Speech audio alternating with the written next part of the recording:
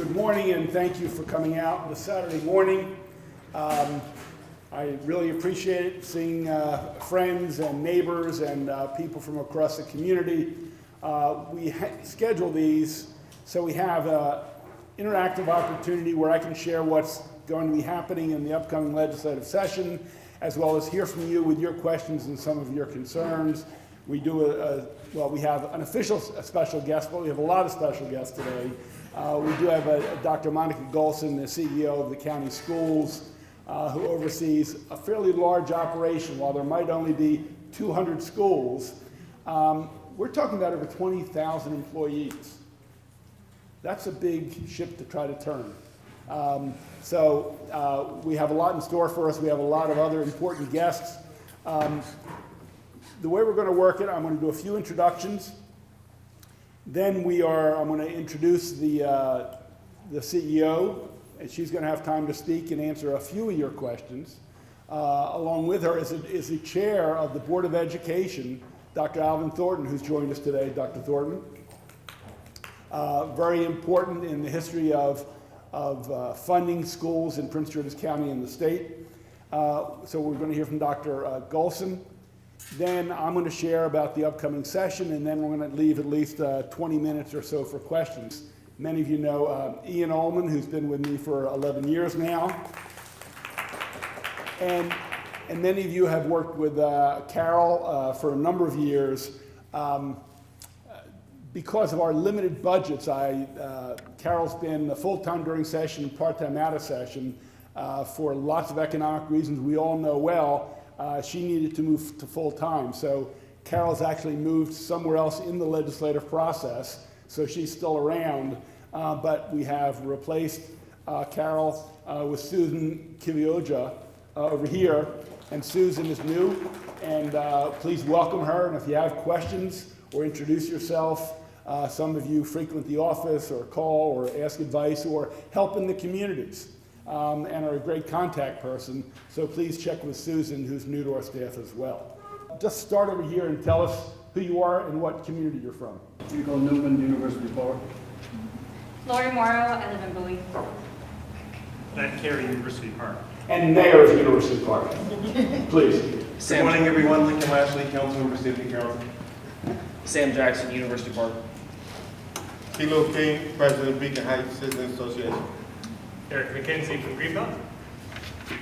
Doug Karoshka from Greenbelt. Eric, we can start with you in the back. Eric Olson, College Park. Sharon Powell, New Carrollton. Gwendolyn Gurley, New Carrollton.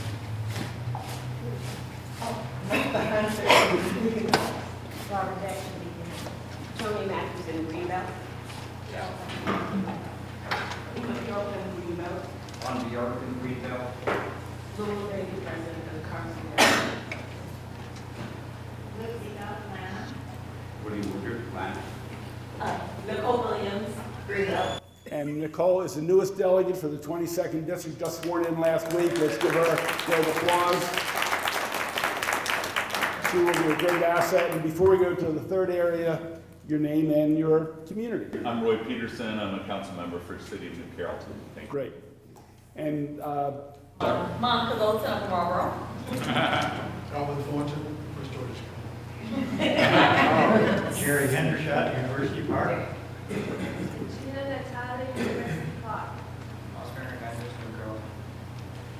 Joan Kathy Molesdale, Westchester Park. Michael Dixon, Riverdale. Joshua Lawrence, New Carrollton. County Councilmember Danielle Galeros, live in Riverdale Park. I don't represent many of you. Larry Jackson, Atlanta. Jay Davis, Council Member Greenbelt. Carlotta Jackson, New Carrollton. Stephen John, Council Member, City of New Carrollton. Chris Roble, I live in Baltimore, but I'm looking at Prince George's County to expand my business. So that's why I'm here to learn more about the county. Thank you. Lily Hawkins. I live in DC, but I'm an organizer here in Maryland for an environmental group. I'm Paul Montero, appointed board member of the PGCPS board, and I live in University Park. Bill Orleans, Greenbelt. Crystal Smith, Bowie, but I represent Excel Academy, which is in Landover. well, thank you. all. And again, feel free to help yourself. We're going to keep this informal. Get up and get some more coffee or fruit. We're trying to make this healthy. But we brought some donuts for those of you and us who need a little sugar in the morning. So with that being said, let's just go right in so I can give some even more time to Dr. Goldson. And I really appreciate the elected officials. Look, you've got numbers of board members here. You have your county council member, another delegate. They've taken the time to be here with you, hear from you. They too have many responsibilities today, as I do. So I appreciate all of you, Danielle, Paul, Dr. Thornton, and others who are here, obviously the new delegate and all the many community council members. We have seven incorporated towns. We have Greenbelt, we have Hyattsville, we have Riverdale Park, we have New Carrollton, we have University Park, we have Edmonston, and am I leaving one out? And Berwyn Heights.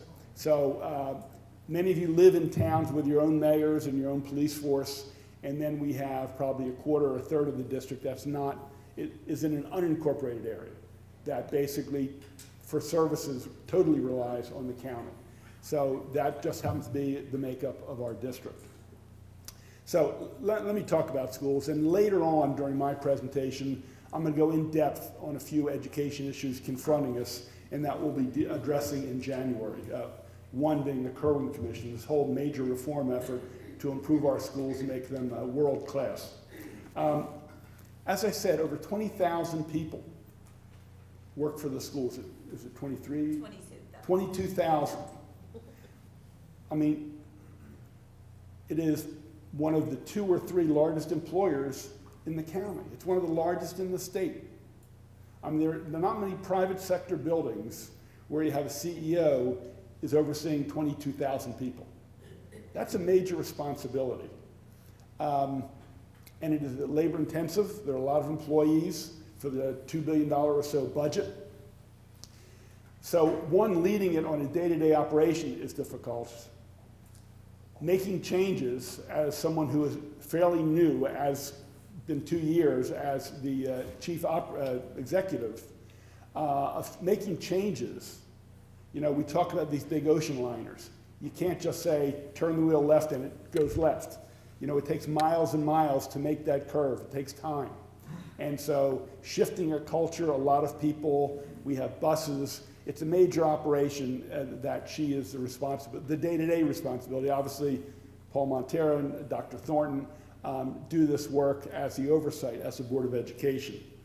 Now we have, on top of the day-to-day operations and the day-to-day resources, we have this new specter, I don't want to call it a cloud, of a major, major reform effort of bringing a lot more resources and a lot more responsibility and accountability with these major shifts in how we run our schools. It is really transformational. And again, I'll get in detail in a moment about this Kerwin Commission, but essentially there are 5 pillars or 5 pieces to the foundation of this new proposal.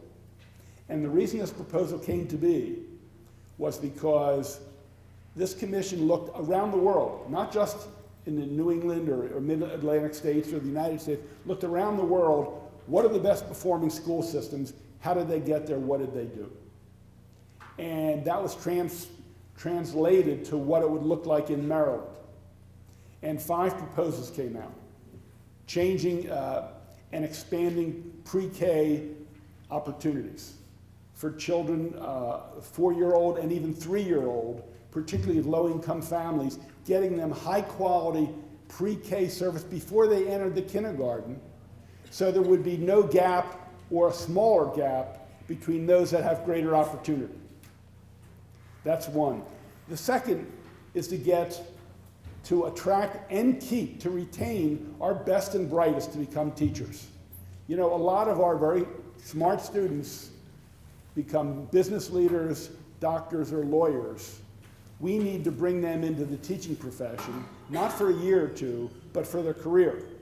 And in many other countries across the globe, they have a higher standard to become a teacher, to enter the teaching profession. They pay them more. They treat them with a lot more respect, and they are getting many of their best and brightest to come into teaching career.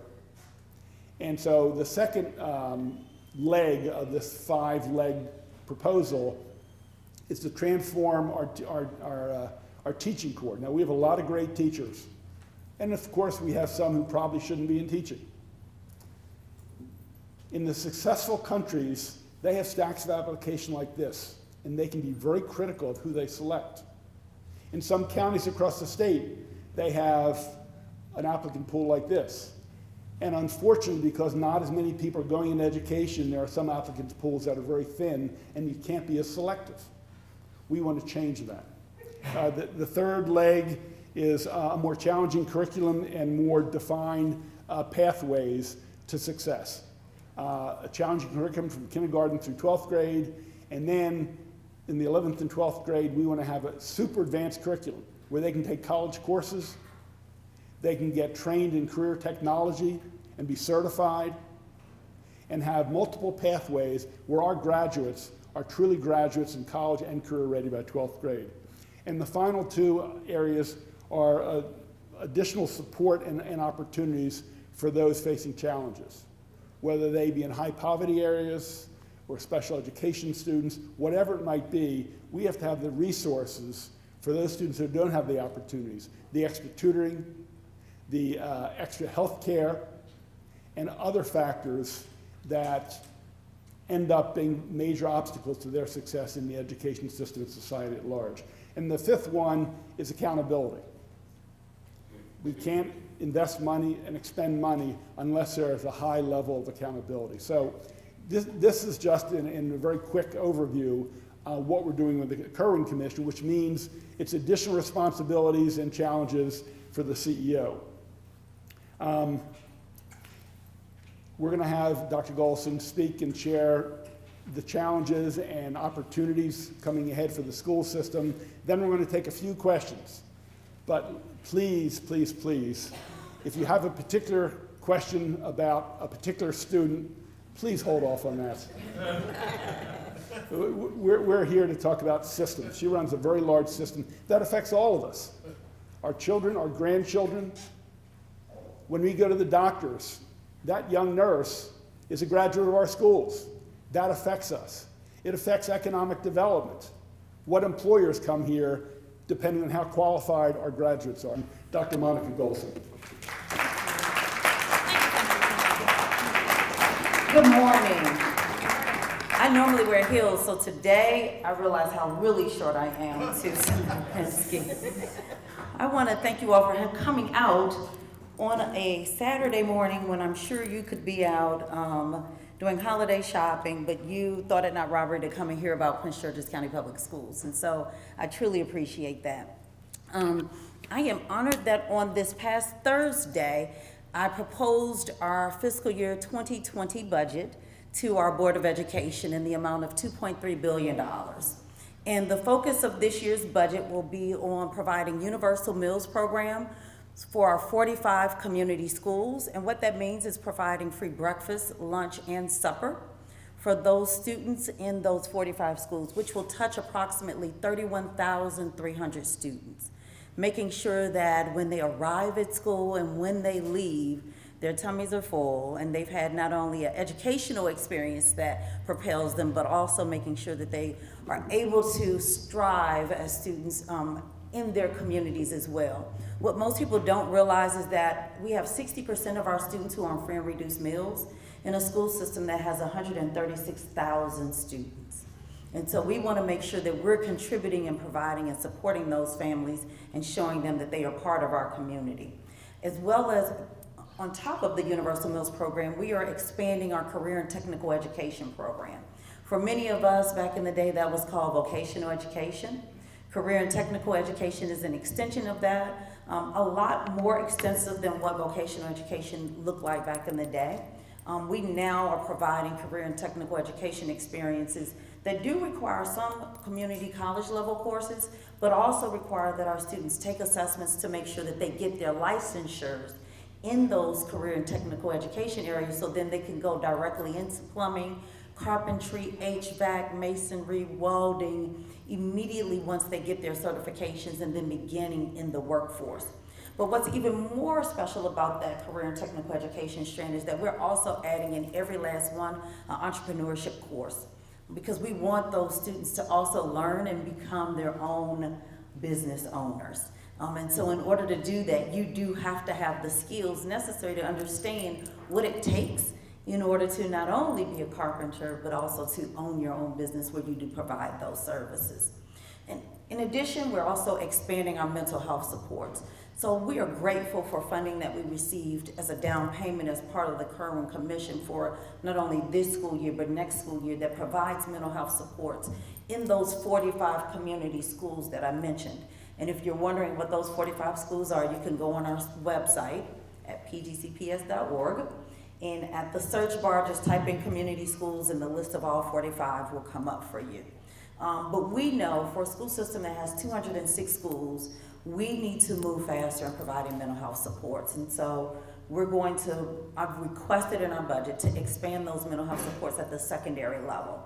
Those 45 schools that you'll see on our webpage are all at the elementary school level. And in addition, part of that $2.3 billion budget, 83% of that budget is on staffing. So as was stated earlier, we have 22,000 employees, 10,000 of them are classroom teachers. Last year, we began the process of rolling out what we were calling longevity salary increases, and that was for those employees who remained with us during the 2009-2012 economic downturn. And so during that time, they did not receive increases or raises. And because of that, it began to set us behind other local education agencies in terms of paying our employees what honest and truly they deserve. And so we were able to work with our labor partners, the Board of Education and the County Council, to come over to create a plan for 3 years worth of funding to get them back up to par. This school year began year 1, and then next school year and the year after will be year 2 and 3. But we have to continue to solidify that funding. In addition, we did salary increases for 2 labor partners, our teachers union and our administrators union. We're able to negotiate 3-year contracts for them. And so there's money embedded in this contract, in this proposed budget for them. And now we are in negotiations with our 2 support labor unions. We just ratified one of those 2 contracts on Thursday, the shortest labor negotiation contract we've had in years. It lasted literally less than 2 weeks, so that is phenomenal. And we just ratified that. Yes. For those who understand what goes into labor contracts, that was phenomenal. We just ratified that Thursday, and we have funding already in place for this school year to support it, but then we now have to go back and ask for that request for 2020-21. And that's the bigger pieces that are part of our proposed budget for the school year 2021. One big piece of that is also the creation of a new language immersion middle school.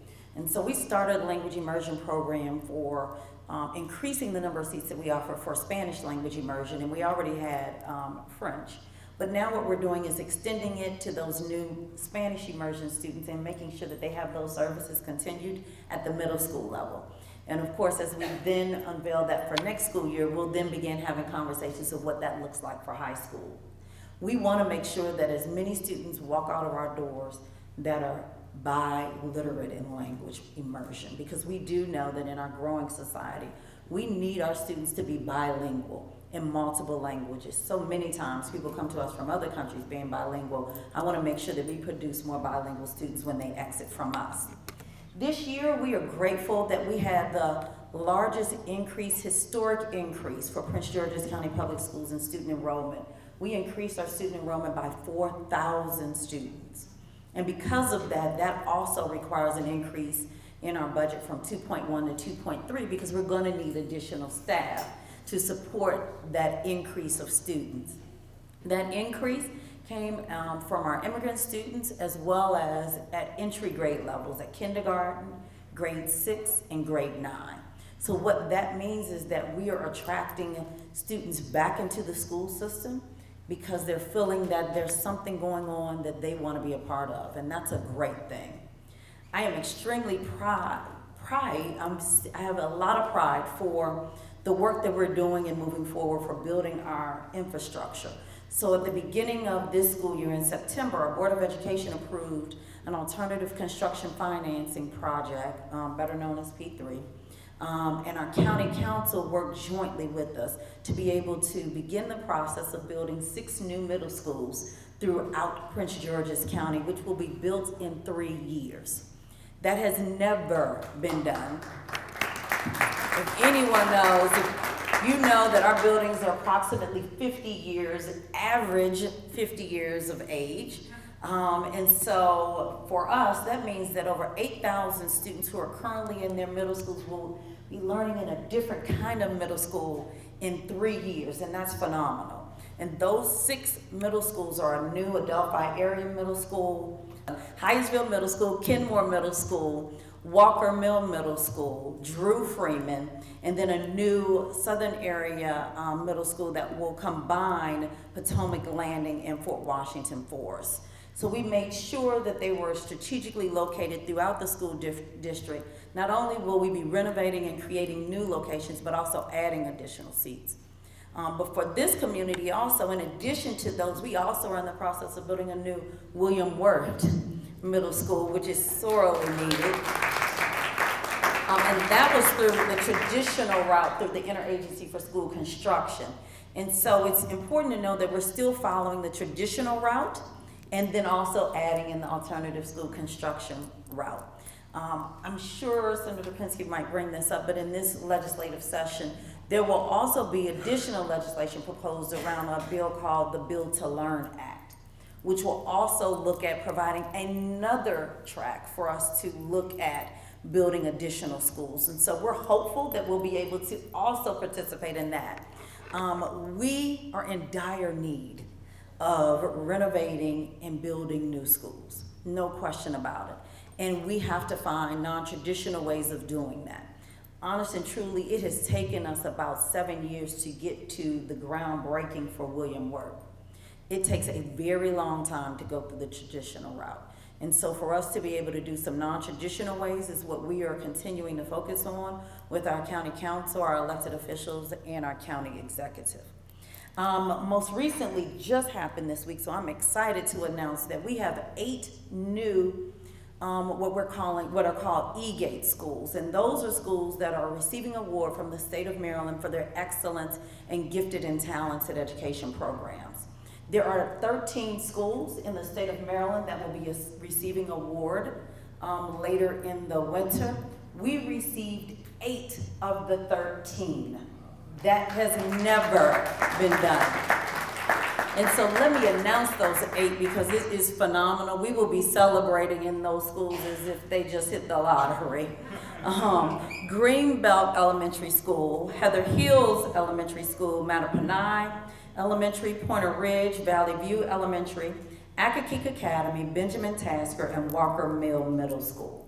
And so that right there is phenomenal. That means that we are leading the state now in our talented and gifted programs. And so we will be celebrating those schools, but more importantly, the teachers, students, and families in those schools who are committed to making sure that our students receive the best experience possible through education. We have also now revitalized our foundation, which is called the Foundation, our Excellence in Education Foundation. Had our first alumni gala in October, and we're able to raise $150,000 towards scholarships that go back to our graduates. We're able to honor Sugar Ray Leonard, Kenny Lattimore, Mike Miller, all graduates of Prince George's County Public Schools. And then lastly, I'm sure if you follow football, you know we have our own New England Patriots team. It is Dr. Henry Wise High School, who's just won their 5th state championship in football. And so we are so extremely proud of them as well. And Potomac High School, who ended up being our semifinalist and being in the state championship this past weekend. But with all that success, we still also have challenges. And the one thing that keeps me up every night and every morning, probably now even more so because we're entering into the inclement weather season, is our transportation fleet. We have, what people don't realize is over 10,000 routes that we service to get our students to school, to and from school every single day. We have a national and regional shortage on bus drivers. So if you know of anyone who's looking for a job, please tell them to check our website. We have job fairs every 2 weeks. Honest and truly, we will train people if they do not know how to drive a bus. We have an 80% pass rate when we train them on getting their CDL license. It takes approximately 6 weeks from the time that they begin the application process for us to get them through the process, fingerprinting, and they go through the appropriate assessments, and then we then train them and then put them on a bus with an aide and practice on a bus first before we allow them to drive the bus for children. We're competing with everyone else in terms of drivers, but of course it's the one thing that keeps me up because of now we're into the inclement weather season.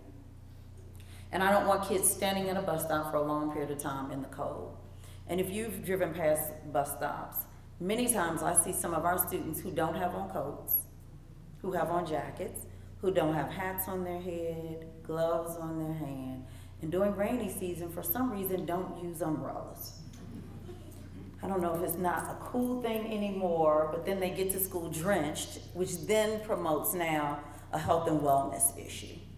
And so we have created a transportation task force. They meet monthly. They just met this week and had the opportunity to listen in on some of the areas that they truly are recommending that we look at. They've had Montgomery County come in to speak to them about how they are utilizing transportation and what they do. So I guarantee you that task force will be proposing recommendations to me in the spring to change how we do transportation now. And I will then begin the community conversation about what that will look like. What we can't go into next school year are buses that are not arriving to school and home on time. But that does mean that we're gonna have to do something differently because what we've done is not working. So that is an area that keeps me up every single day. The other area that keeps me up every day is what happens in the classroom.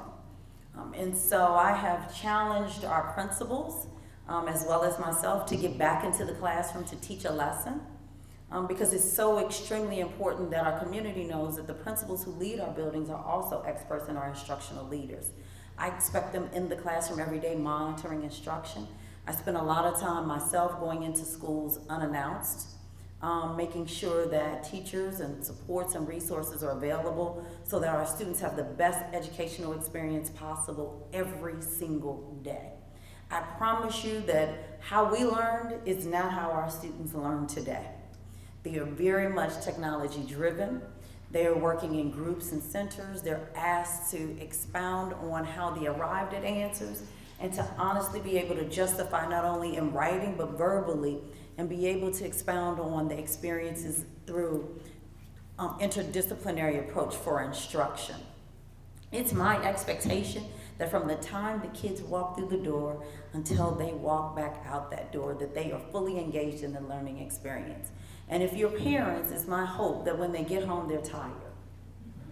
Not tired from recess, but tired because they've exercised their brain, and now when they get home, they're looking for a mental break, but then they have homework that they have to complete in order to prepare for the next day.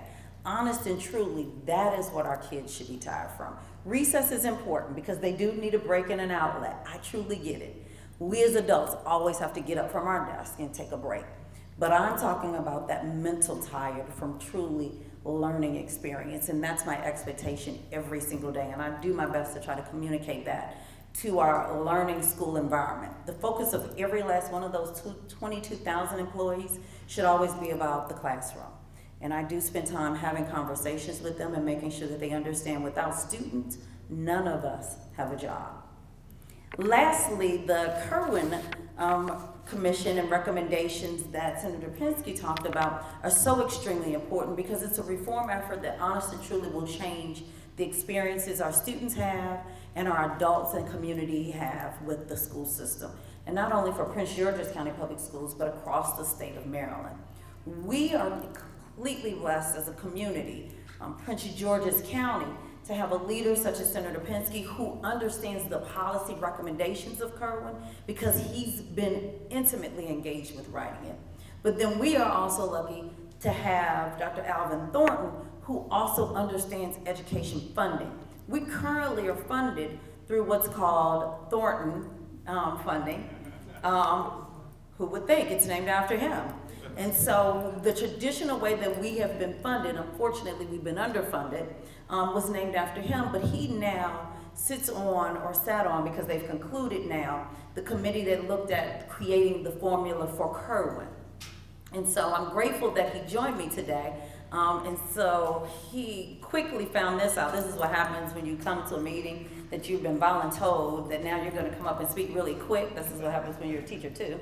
And so I've asked him to give just a little bit of conversation and share with you where we are in terms of funding. And I know Senator Pinsky is going to go into this later. We have an opportunity, and all of us, we must remain engaged through this legislative session as it relates to education funding. It is going to, what comes out of Annapolis this year will make a difference for decades to come. And if we sleep, we are going to lose out on what I believe is a civil right for all students. And that is an equitable opportunity across the board, no matter what your zip code is. And so I'm looking at the clock because it's 10:12 and I only have 3 minutes. So I'm going to ask Dr. Thornton to come up quickly just to share a little bit about the formula funding. Thank you. There's every reason to be proud of our leader. And I'm glad she's standing here next to me so that I will not go beyond my 2 minutes. That's why I'm here. That's why I'm here. But let me say how honored I am to be chair of the Board of Education for the 4th time. And I came back to be a part of this process. I want to thank Senator Pinsky and all of our elected officials for the support that they're providing to us. And I think there's one additional board member that came in, Ms. Pamela Buza-Strother, yes. And I want to thank you all because, as Senator Pinsky said, people would not invest in our school system unless they have faith and trust in those who are receiving the funds. So I want to say to you how proud the board is as we work hard to earn your trust and your respect so that whatever investment you're making us, you can have the confidence that it's going to be used properly. I served, as you know, on the similar commission 17 years ago, and you invested in our children, and we rose as a state to #1. And for the first time, we assigned to our performance expectations specific money amounts that would drive those expectations. Those investments worked well then. Those are investments that came from our General Assembly, led by people like Senator Pinsky, led us to #1. I'm confident that if we make similar investments, the same thing will happen. Senator Pinsky talked about the big ship. There is a big ship out there. It's a demographic tidal wave, hurricane, and we're the ship that's heading toward it. Our county is changing in terms of student populations and demographics and concentration of poverty. And so if we invest, we'll be able to ward off the effects of that hurricane that is in front of us. I was honored to be asked to serve on the formula work group that assigned the weights that will be attached to support services in the area of concentration of poverty, disability, LEP, and what else? LEP and disability, and as I said, concentration of poverty, and the foundation amount that every child should get. Those are going to be difficult choices, and I'm so pleased that our leadership is having these kinds of town halls so that they can engage with you about why we're trying to fund what we're funding, what we're going to get from it.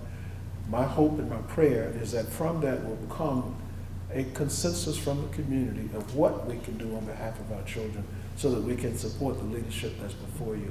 Let me say that the Board of Education, this is my 1-year anniversary with the board. We're so proud of what we are doing on your behalf. We're the most visible body, public body in Prince George County. We know that. And well, there's no question, we know that. And we're working hard. I want you to know we're working hard to make you proud of what you see twice per month on TV and as parents interact with you. And thank you for your support of us. Thank you. We're going to take about 5 minutes for questions, and then we're going to have to let these folks go. But let me just mention 2 quick things, and I think Alvin touched on it. 22,000 employees. One person does something wrong, it's on Channel 4 in about 30 seconds. And don't forget 5. But all the successes, yeah, Channel 5 too. But all the successes, and there are many of them, even though I think we all understand of those 200 schools, they're uneven. Some are working terrifically and some are having challenges. Correct. But the successes you don't see too much, but you do see expanded time at 6 o'clock news. So just understand, you're running an operation of 22,000 people.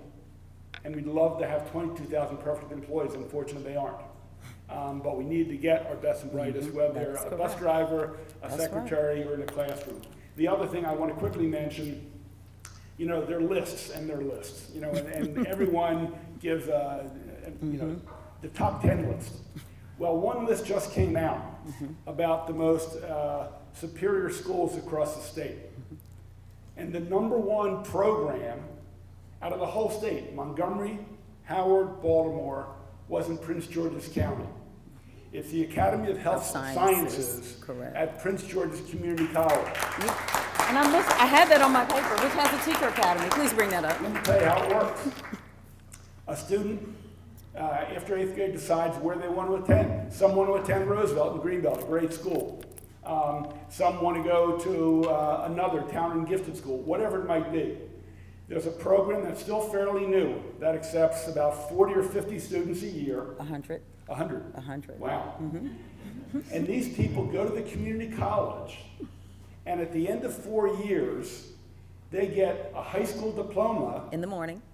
And an associate's degree, In the afternoon. a community college degree, when they graduate at age 18.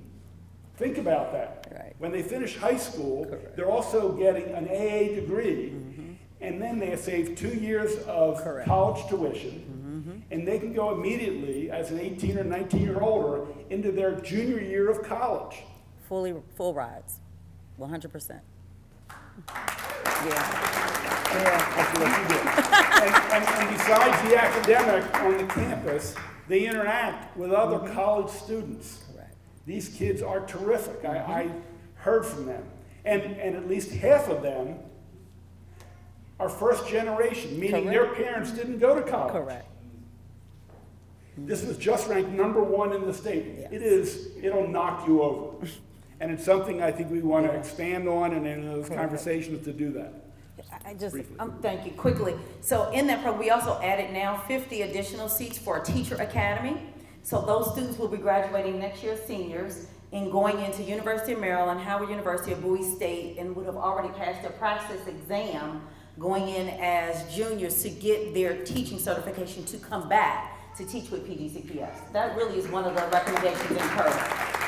Yeah. Okay, Questions? enough of me.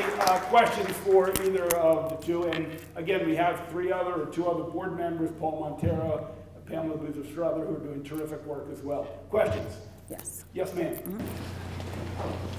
I'll stand up. Thank you for being here, first of all. Could you get into more detail about the Hickory initiative, specifically, where are we in the bidding process? Has this partnership been done anywhere else in the United States?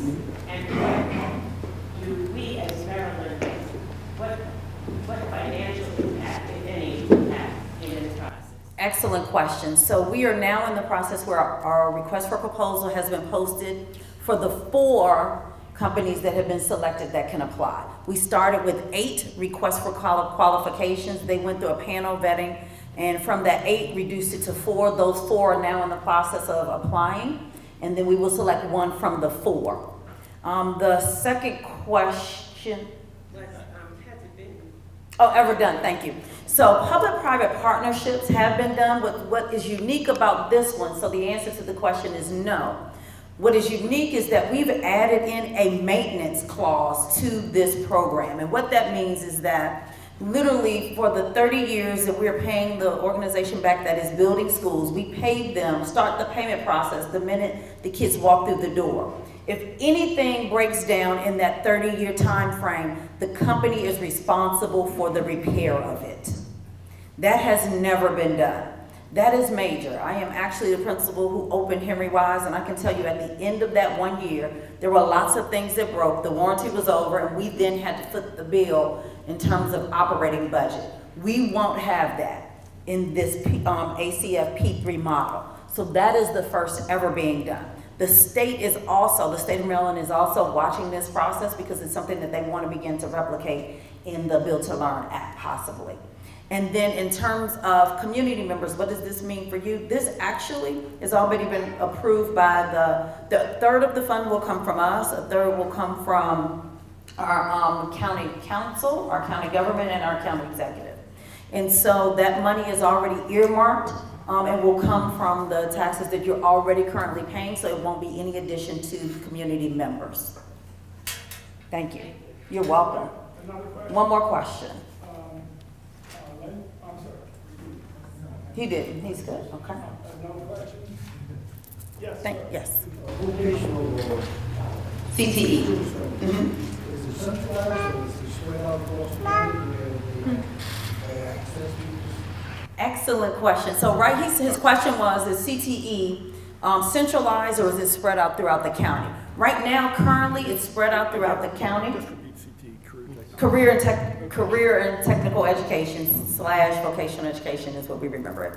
The question was, is it spread out throughout the county or is it in one location? Right now, it is currently spread out throughout the county. What we are proposing is to begin to do 2 hubs in the southern part of the county and the northern part of the county.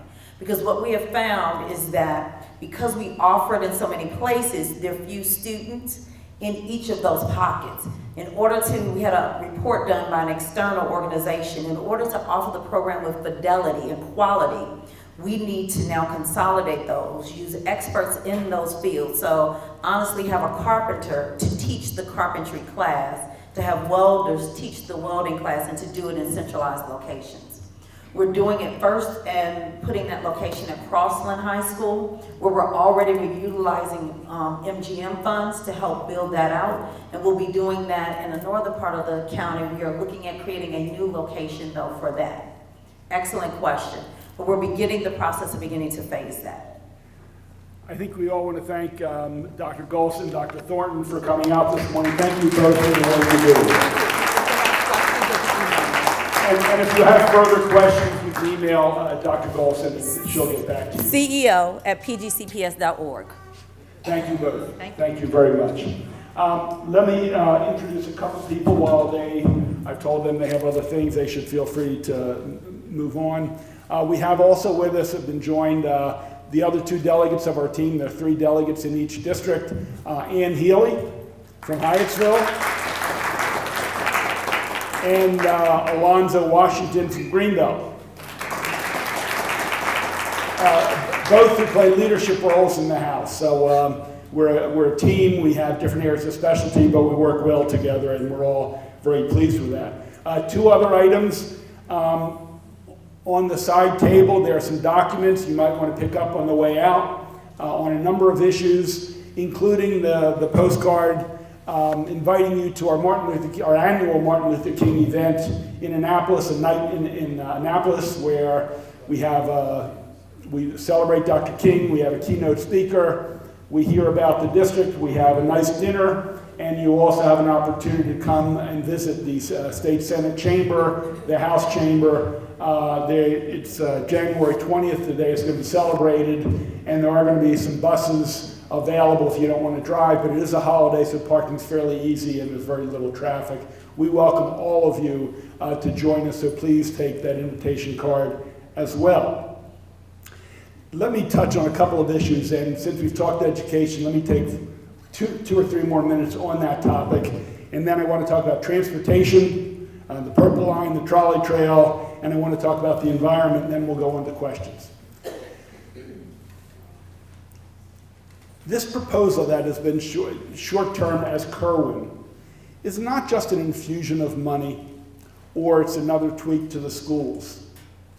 You know, I've been in education over 40 years, and this blueprint that's been developed over 3.5 years now, is like no other in the United States. I mean, I truly believe if we can get the funding for it and implement it with fidelity. And part of the deal is we're not just going to send money to Allegheny County or Dorchester County and say, do with it what you will. With the money comes specific recommendations and practices that have been proven to work across the globe and even in the United States. So people are going to be accountable. We want to expand career technology, which used to boom in this county in the 50s and 60s. Bladensburg High School had a terrific program. They had HVAC and graphic design and car repair. Well, they sort of fell to seed. And college may be right for some, it's not right for others, and in some ways, being an auto repair, you're probably going to make more money than someone who's an English major. I think we understand that in our society. So this proposal of tutoring in the early years of the pre-K program is clearly directed to make sure there's no gap in our society. Many people, when they enter school, if you come from middle class or an upper middle class family, community, you have certain opportunities to be taken downtown, to travel outside of the metropolitan area, to see things, to experience things, to go to clubs, to go to travel soccer, to do this or to do that. And what normally happens, unfortunately, in schools is the people who don't have that opportunity, who might come from a one-parent home who's working 2 jobs at night, where the older brother or sister is helping raise that child, they don't have those opportunities. So there's a gap. And what happens, unfortunately, is that gap spreads out. And it's hard to overcome that. The Kerwin proposal, the blueprint, understands that from the get-go. One of the things we did last year is to say, where there's concentrated poverty, we don't just want a nurse's aide and a cot in that school. We want a nurse or a nurse practitioner who can actually treat that student. Because if you're not healthy, you're not going to learn. And we did it for 145 schools across the state last year, and we want to expand that. We want to have health services. We'd like to have mental health services as well. There's a lot of trauma young people are experiencing when they come from poverty. We want to have someone who acts as a case worker and says, you're behind, we want to get you special services after school or on Saturdays, and are going to take investment in that child and make sure they don't fall behind.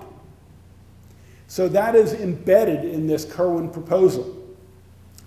We want to have, as I said, a high-quality teaching force that can make money, can be respected, have more time to plan and work with their colleagues, and be treated respectfully and professionally, and look at their practice, and if it's not being successful, to change that practice.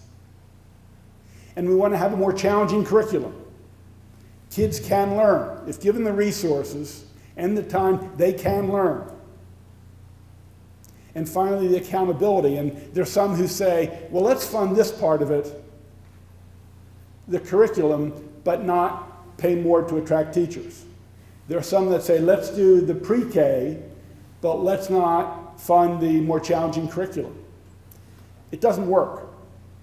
You have a better curriculum and you have teachers who can't challenge students, it's not going to be successful. You have great teachers, but if kids come 10 steps behind when they enter school, it's a major, major obstacle. You have to have that tutoring in the early grades. So these 5 pieces fit together, and that was our plan. And there's some who want to nickel and dime it and say, let's just do part of it. We say that's not acceptable. Now this costs money. Let me put it out there. By the 10th year, and it's a 10-year phase-in, we can't say it's going to happen tomorrow because we have to ramp up. We got to have more teachers. We got to have more classrooms. We got to plan to improve the teaching quality who are going to teach young children before they get to kindergarten, sounds and letters. So it's a 10-year phase, and by the 10th year, it's going to cost $3.8 additional billion. And the plan is that the state will pay 70% of it, and the county will pay 30% of it. But that means we have to raise revenue. And for the last 40 years in our society, and I'm not here to be partisan, going back to the Reagan years, maybe before, everyone says, we don't want taxes, no new taxes, and they get people to believe you can get things for free. You can't. Our grandparents put money in for their children. And our parents put money in for us, and you have to pay it forward. It's part of the social contract, the commitment to society at large. So how do we do that? Can we do it so it doesn't fall simply on working and middle-income people? I think we can. But we have to convince our colleagues in the Senate and the House in about 40 or 50 days when you go into session January 8th to begin to raise revenue. There are a number of ways to do it. We find all these social network companies, Amazon and YouTube and Netflix, are making billions of dollars. And there's a proposal that we should charge downloads to those companies.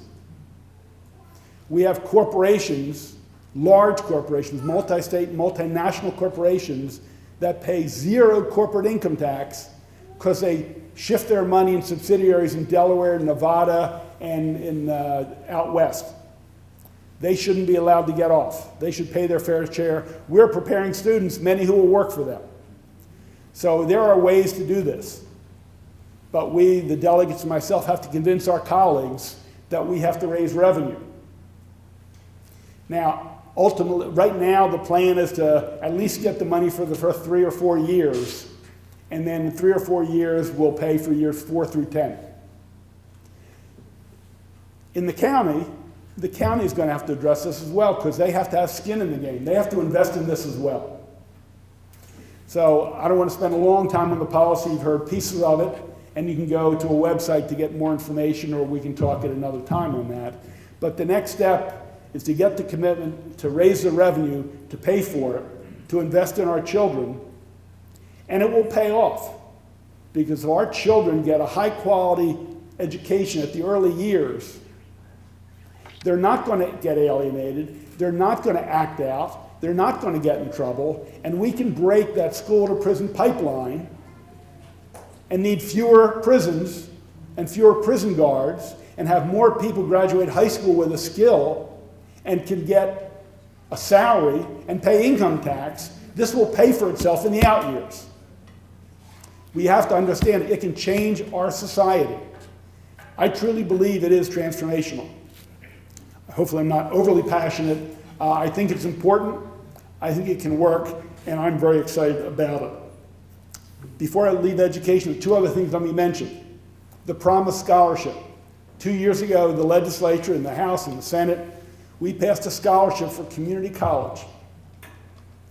If your son or daughter or niece or nephew is in a household that's making less than $100,000 with one parent, $150,000 with 2 parents, and they can't get scholarship money, the state will pay the difference.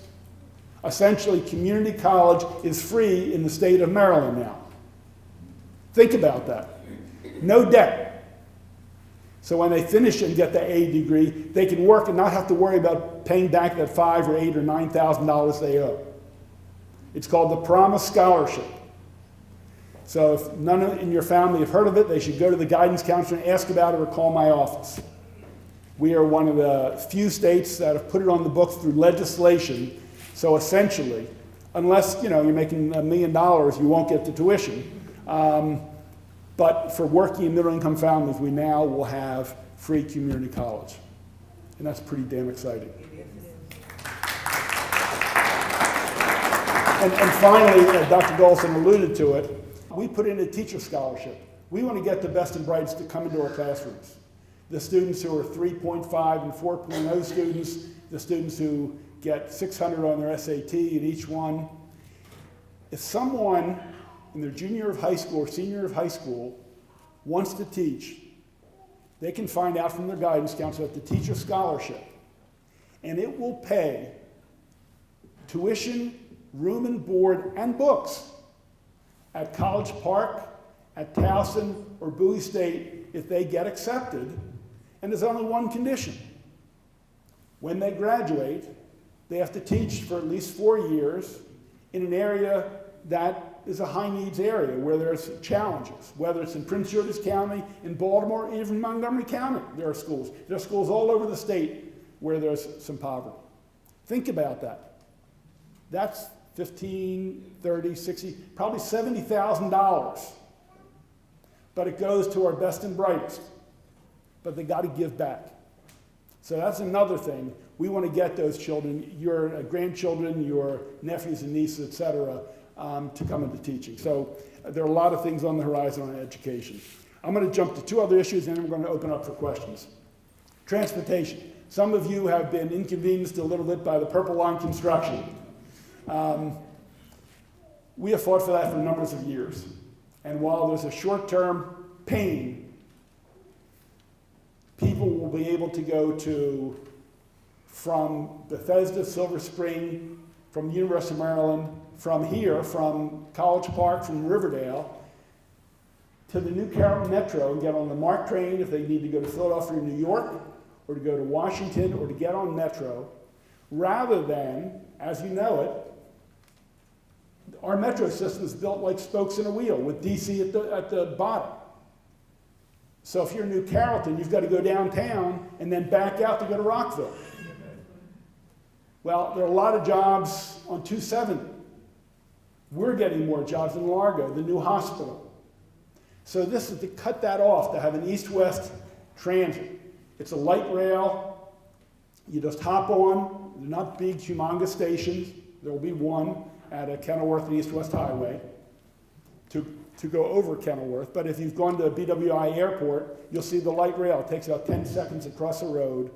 And we're going to have that in either 22 or 23. And part of it will start in Prince George's County. That'll be the first operable section. So it's tough.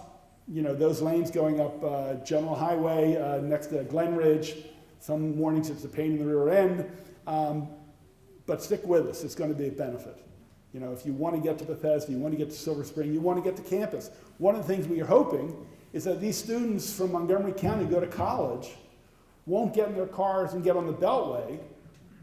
They'll take the Purple Line and get off on campus. There are going to be 4 stops on campus. And maybe it'll free up some space on the Beltway so we can reduce some traffic. So that's happening, a little inconvenient now, but I think it's going to be a benefit.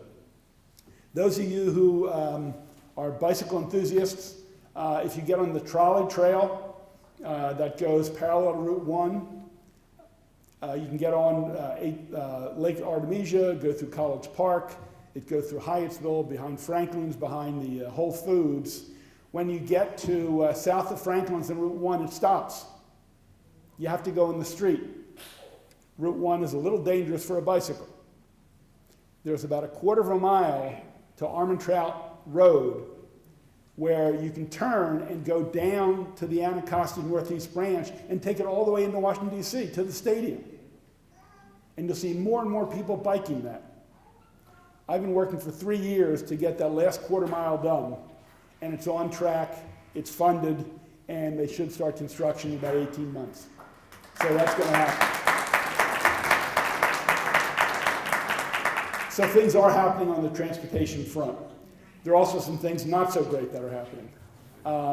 The governor continues pushing this Maglev, this idea to have this high-speed train-type operation from D.C. to the airport to Baltimore and then on to Philadelphia and New York. Will it get built? Who knows? I and our whole delegation has opposed it. One, we should be investing in real mass transit like the Metro and improving that, not these kind of high-speed things that are only going to be used by lobbyists and bankers who want to get back and forth from here to New York for who knows how many hundreds of dollars. We think it's a bad investment. It's not going to solve any mass transit. It's for a small select class of people. Look, I mentioned to you, the Acela is too expensive for me. I get on the train if I go to New York. The Acela will save me 20 minutes, and that's, another $100, $150. This will be even more, and so it saves me another 30 minutes. It's a bad idea. And finally, on transportation, the governor continues on trying to expand Route 270 up toward Frederick, the Beltway, and the Parkway. And not only that, but this is unbelievable, and this segues into the next issue. He is saying that fewer cars will idle because we're going to add more lanes, and it's going to help the environment. He wants to put tens of thousands more cars on the road, and he says it's going to help the environment. You know who it's going to help? The road builders. That's who it's going to help. Baltimore doesn't have a metro like we have. They have a part of one. They have a red line. He said no to that. There's been talk in Charles County, the traffic is horrible, having mass transit to go from Charles County to the metro station so we can go to work. You know, we don't have any transportation to get to Annapolis or from Annapolis to Baltimore. If you want to go to Baltimore on the MARC train, if you can't get on that train in Baltimore by 6:15, you're stuck. And there's some people working in Baltimore and like to take the train and not have to worry about parking. But it's so limited, it's unusable. But his solution, add more lanes, toll lanes, and you saw how expensive it got in Northern Virginia, $44. $44. It's nuts. It's a bad idea. There are other ways around it. We're going to keep fighting that. So let me finish up because I want to get to questions. I can spend another 3 hours on the environment, but I don't have 3 hours. I actually have to speak to 250 people right from here on the environment up at the University of Maryland. Look, you know, climate change is a real problem. Annapolis, our capital, had 100 days of nuisance flooding this past year. Nationally, Baltimore and Annapolis had more flooding, nuisance flooding, not over the whole city, in the nation. You know, climate change is not also just about flooding, it's more severe storms, rain, drought, fires. California has been racked in the last year. I mean, whether it's drought in some areas, fire, storms, you know, and scientists say it is because of greenhouse gas buildup. We have to do more.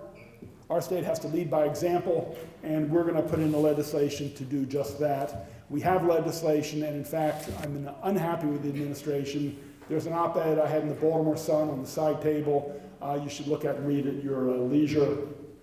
So I could talk a long time. I won't. Let's go right to questions. We have about 15 or 18 minutes for questions. I want to thank all of you for coming. Make sure on the way out I'll get you, Bill. You get the invitation for Martin Luther King's reception celebration in Annapolis, and take some of the other handouts if you will. Okay, first question, Bill. I'm happy to hear you say that we have to do more this year. To what extent will the leadership changes lead to a more productive and progressive General Assembly session this year? And while I was just with interest to the explanation of the P3 process. Certainly education is the first obligation of any society of the young, but you then jump over to a discussion of transportation, and all of those transportation elements reflect the ability of the governor having more authority vis-a-vis the General Assembly.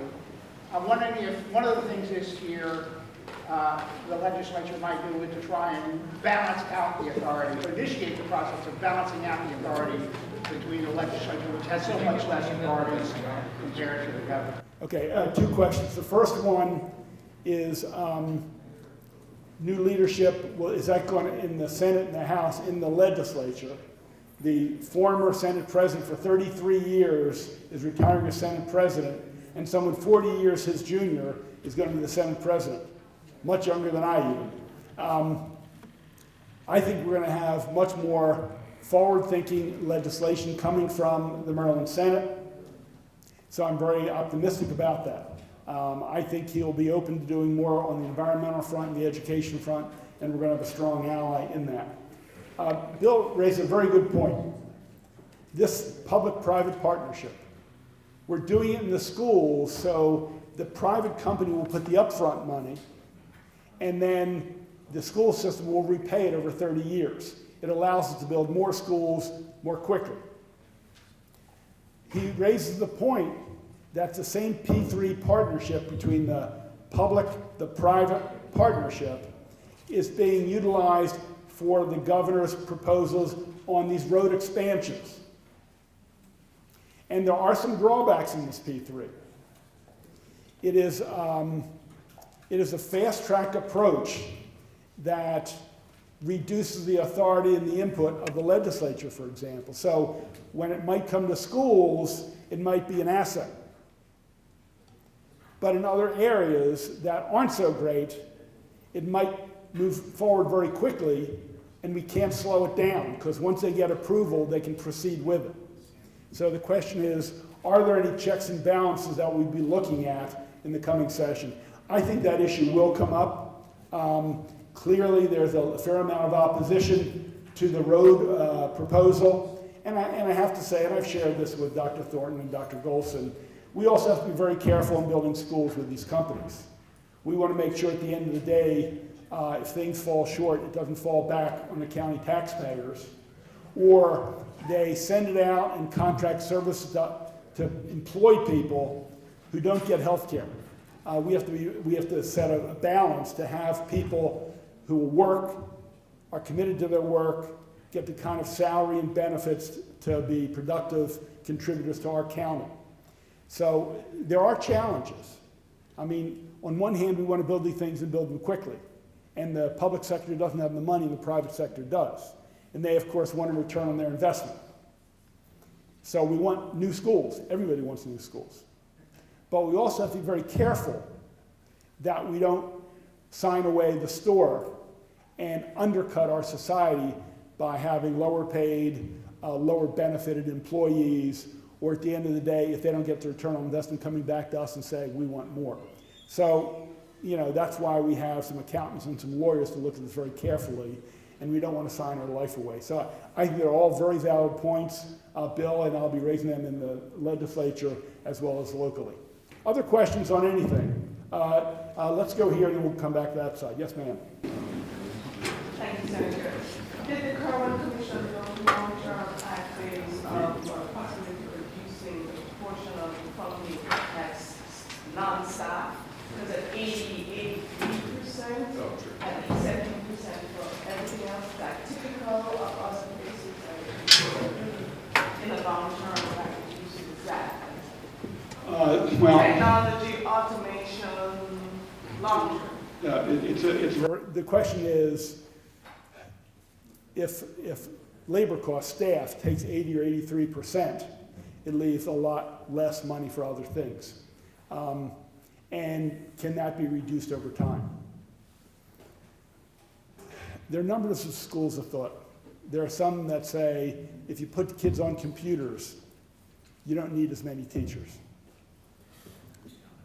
The other side of that discussion says, but part of education is interacting with other students, learning from them, and having, at that moment, back and forth with the teacher.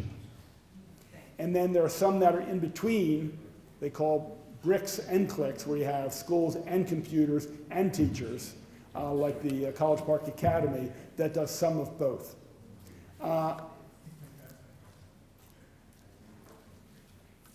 Unfortunately, you know, in our country, most teachers teach like 80% of the time. If you're a high school teacher and you have 6 classes, you get 1 class off to do lesson planning and grading papers, calling parents. And the other 5 periods, you're in front of students. You have very little time to collaborate with your colleagues and say, look, this group of kids are not being successful. What should I do? How should I change it? You don't have time for those conversations. In many other global countries, teachers teach actually half the day, not 80%, and they spend more time doing research, improving their lessons, talking with colleagues. But when you increase that time, it means you need more teachers, not fewer. So I think from my 40 plus years of experience, I think it's going to be very difficult. Teaching is a labor intensive operation. So I'm not sure we're going to change that much. I think computers are being used in schools. They can be used creatively and effectively. I think they can maybe change that 82 or 83% a little bit. But if we want to give teachers more time to be challenged, to learn from their colleagues, to reflect on what they're doing right and wrong, and then changing their lesson for the next day or the next week, that takes time. And some of you are teachers, know teachers, you know, on a Tuesday night at 8 o'clock, 9 o'clock, they're grading papers and doing lesson plans, and on the weekends as well. So I think that's going to be a difficult challenge to change. Let's go, Jerry, and then back here, Conrad.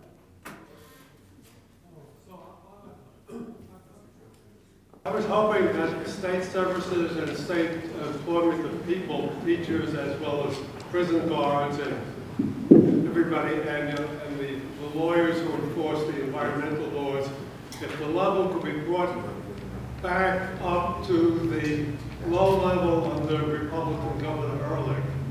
And if, when is this likely, is this ever likely to happen? Or is there a plan to do?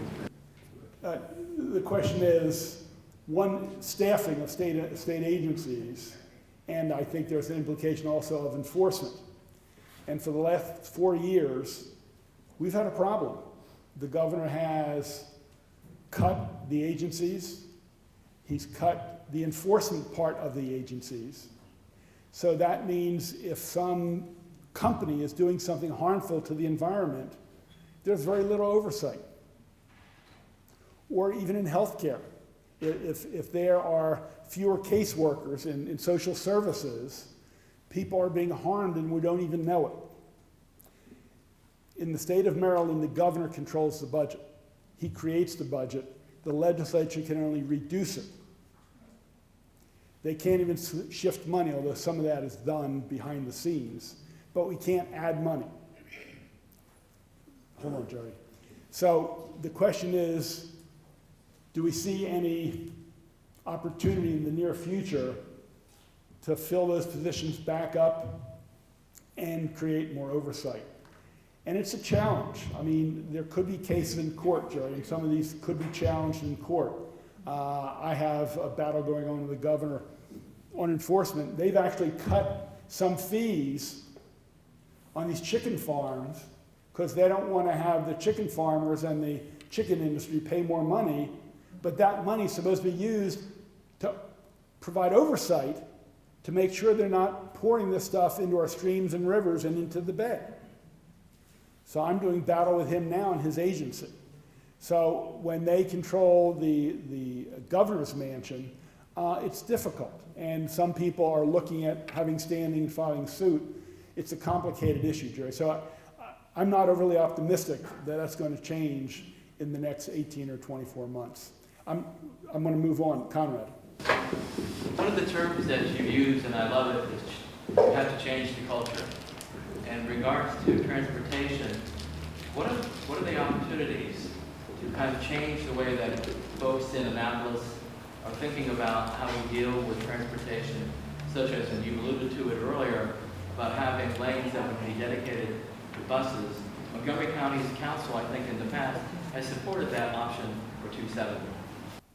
No, thank you, Conrad Hurling, former member of the Greenbelt City Council. Yeah, Montgomery County Council will use our neighbor. They would have liked to have a light rail go from Shady Grove all the way up to Frederick, because 270 coming into town to work is a mess. I mean, and it's lots of lanes too. They were told it was too expensive. They compromised and said, how about if we just put 2 lanes that are solely for buses running every 10 or 15 minutes during rush hour, going in and going out later on. You're not going to have cars breaking down. You're not going to have problems. They're just for these buses. So you get on in upper Montgomery County, get on a bus, have your Starbucks, read your paper, and you'd be in this lane and you'd be down to the Shady Grove and get on the metro, and you'd be at work in 40 minutes instead of an hour. 2 lanes, you buy some buses, and it's done. The governor said, no, thank you. He said, we need to add 4 or 6 lanes and have toll lanes. And, back to Bill's point, have a private contractor do this, build them, and get the money, put the money up front, and we pay them back so they get their investment. So, while there's simple answers, he's taking the more complicated ones.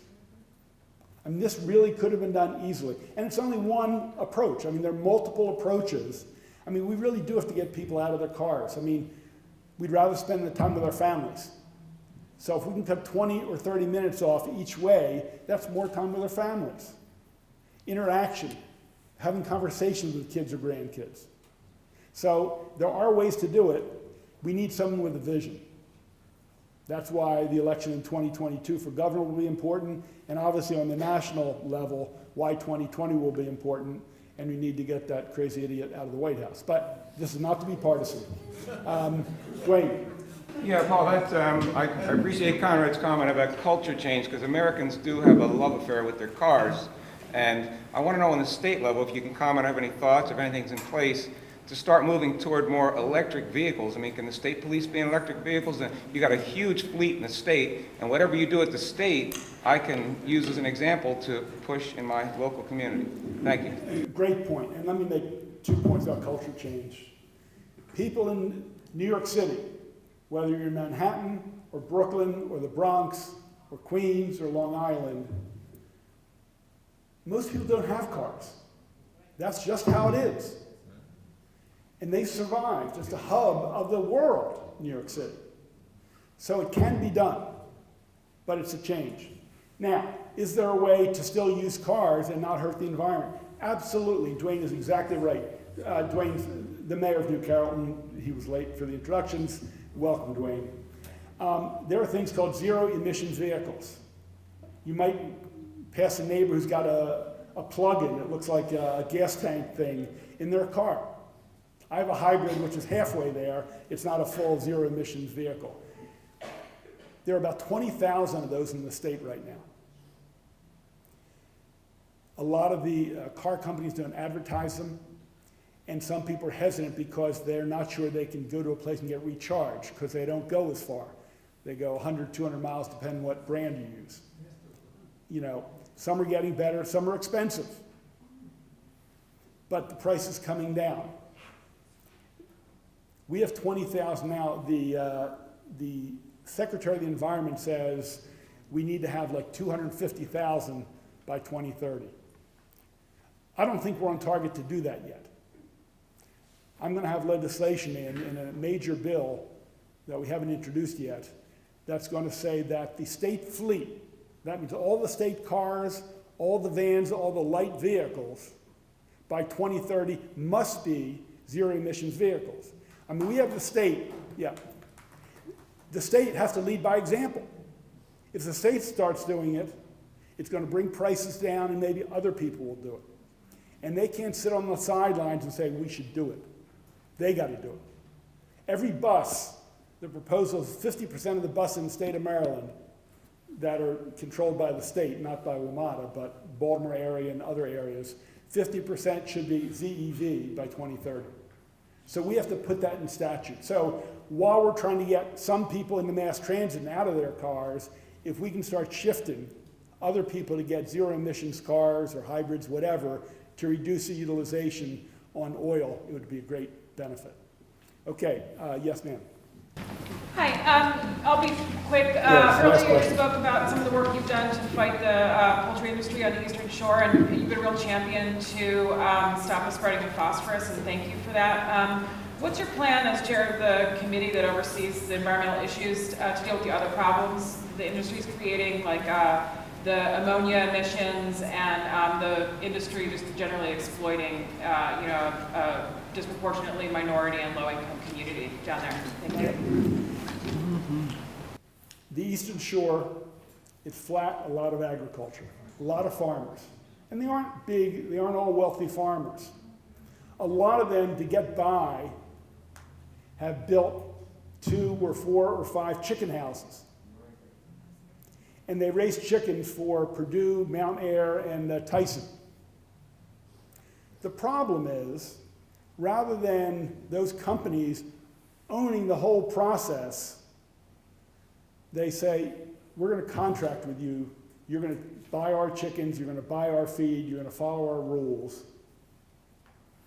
And then at the end of the day, when they come back and pick up and buy back the chickens from chicks to real chickens, all the manure is left for the farmer. And the big companies say, it's not our problem. And unfortunately, when you've got millions and millions of chickens, It's a lot of ammonia, it's a lot of phosphorus, it's a lot of nitrogen.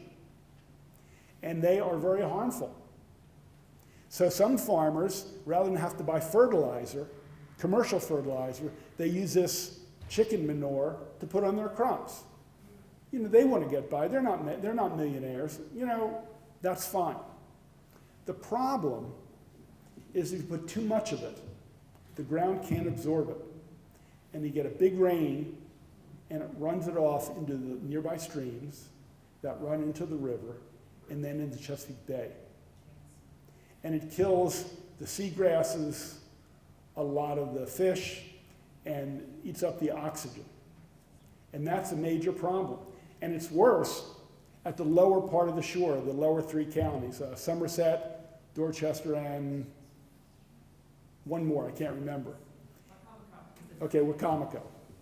And some of these places are near communities, and now, instead of having 3 or 4 chicken houses, some are having 8 or 10, or now they're having McChicken houses like McMansions, where they're like, unbelievably, like, they're industrial size. And some of these chicken growers are actually building these McMansions and not even have a farm. They're just like building a factory. And they're doing it in some ways in poor communities, minority communities, African American, Latino communities. And they are getting the ammonia, the side effects, the bad air. So I know Food and Water Watch, the organization she works with, is working on this. We've tried to pass a bill on having more monitoring to find out how bad it is, the side effects. They're going to put some monitors, they're not going far enough. So it's a major problem. We're going to try to bite off part of it this session. We haven't finished writing the bill yet, but we want to protect those people and protect our resources. Because even on the bay, you have the watermen and women who work there, people who go there on a boat, it brings tourism. So if we don't fix it on the environmental front, it's going to hurt us on the economic front. But there's some people who don't get that. So some people got to raise hell down there. And that's why I'm there, and because you elected me and the delegates, and that's why I do what I do. I appreciate your efforts. I appreciate you coming out this morning. We have a lot to do on a lot of fronts. We have 90 days to try to solve a lot of problems. They don't all get solved each year. I try to pick the ones I think we can fight on, and some that we're not going to win on, I'm still going to fight on. But I do it because of you. I wouldn't want to be down there if it wasn't for you, and I thank you very, very much for coming out this morning. Thank you.